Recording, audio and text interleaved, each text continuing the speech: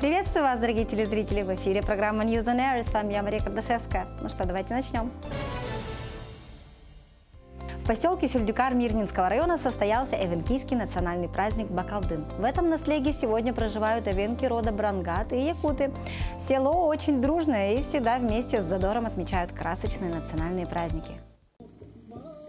Бакалдын – это праздник встречи Нового года. Он символизирует обновление природы после долгой зимы. Его называют праздником весны и зелени.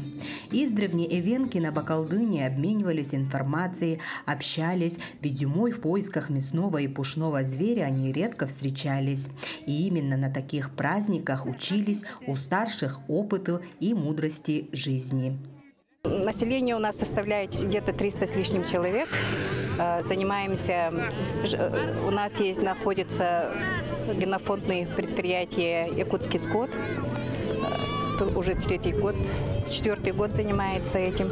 Население сами, они очень активный народ, они легки на подъем и радуются каждому гостю, как истинные эвенки. Очень хорошо, что наша молодежь остается в поселке.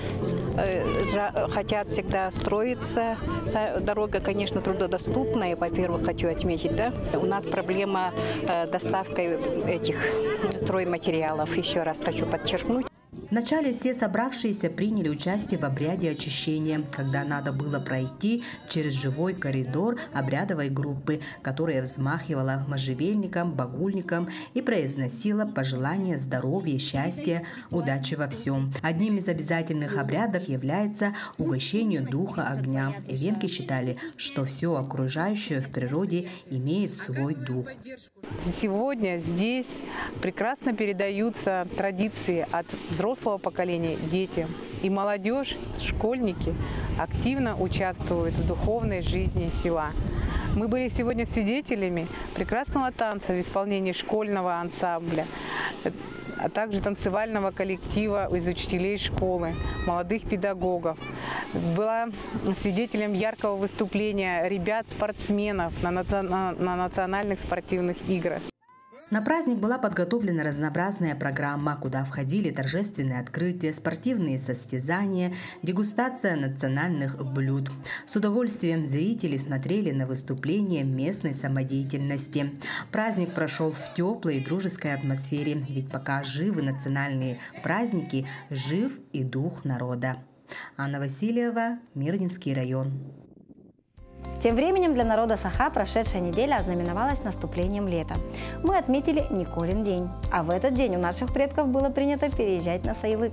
В Якутии наступило долгожданное лето. Начало лета в Якутии – это радость людей, переживших суровую и долгую зиму. На полях пасется скот, резвятся же ребята, ведь сейчас самая благодатная пора.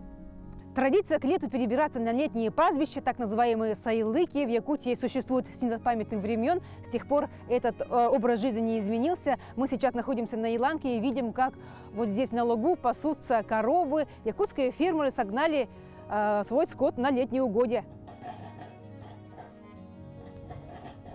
Михаил Винокуров каждое утро идет по этому маршруту. За несколько часов ему предстоит надоить более 10 коров.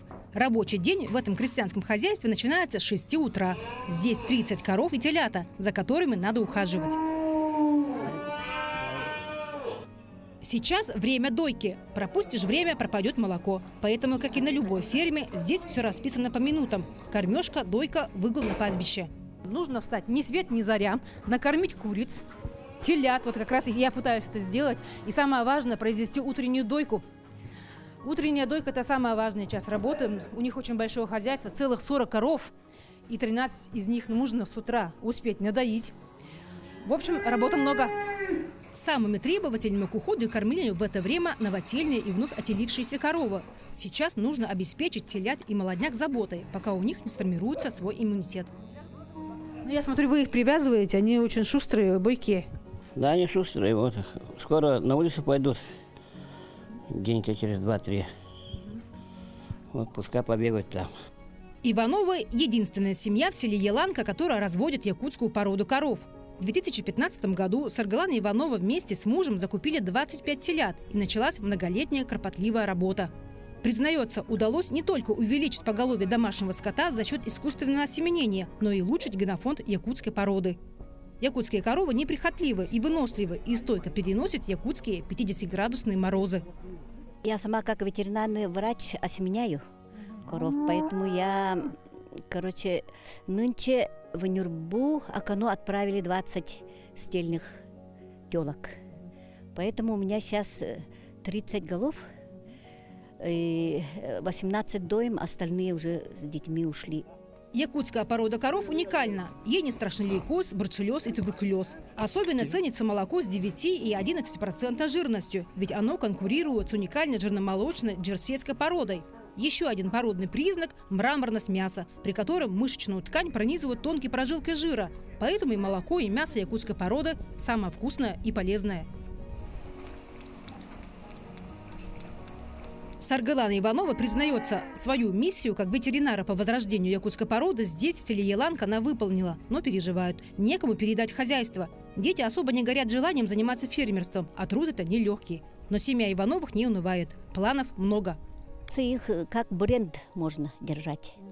И вот если бы я в прошлом году прошла этот семейный конкурс, грант, тогда бы я еще большой хатун сделала бы, тогда бы я никому не продала.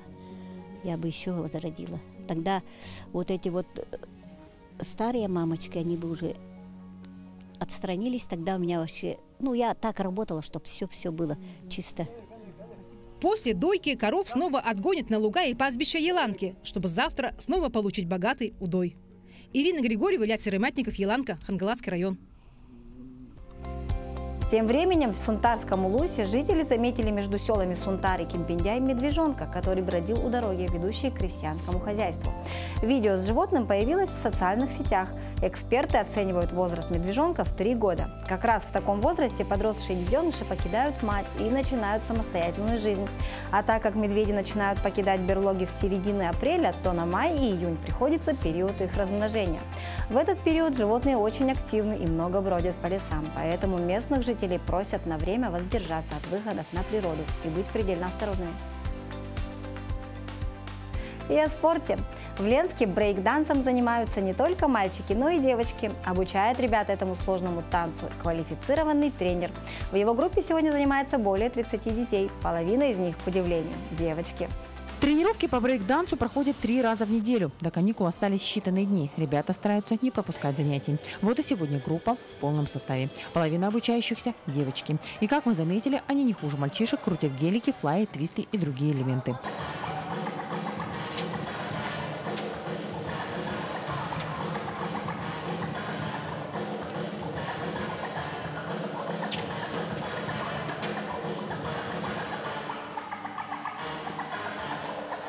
Но все же парни усваивают новые танцевальные элементы быстрее. Максим Сласин занимается брейк-дансом 7 лет. Мальчик гордо рассказывает, что умеет делать уже многие элементы.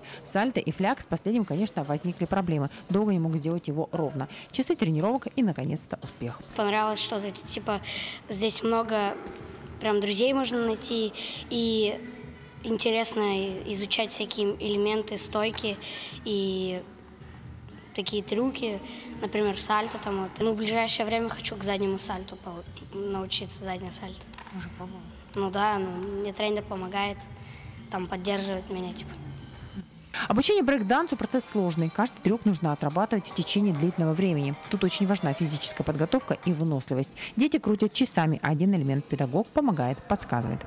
Самое начало еще. Мы не профессионалы пока что. И вот учимся чему-то потихоньку. Гелик, мостик, стойка на руках, хождение на руках, на черепахе, на голове там стоим, сальто крутим. Все вот такое. Пока юные танцоры принимали участие только в районных мероприятиях. Соревнований у ребят еще не было. Но тренер готов заявить некоторых на республиканские и федеральные ступени. Он уверен, что его ученики уже могут превзойти их многих. Поэтому подготовка у ребят идет полным ходом. Светлана Болеева, Александр Ильчук, Ленск. А сборная республики завоевала 18 медалей на Кубке Европы по джиу-джитсу, который прошел 28 мая в городе Баня-Лука в Боснии и Герцеговине. В соревнованиях участвовали спортсмены из 20 стран Европы. Руководитель Гельсинкан Целестин Цюхцинский представил в данном турнире 12 воспитанников, которые завоевали 18 медалей, 9 золотых, 5 серебряных и 4 бронзовых. Двукратной чемпионкой стала Юлия Слепцова по ката и кабуда. Ну а победителями стали Данил и Екатерина Прокопьевы, мама в лайт-контакте в кумите и сын в кабуда. Чемпионами Кубка Европы стали Максим Кононов, Никита Чиин, Влад Странков, а также братья Денис и Артем Алексеевы. И на этом у нас пока все. Спасибо, что были с нами.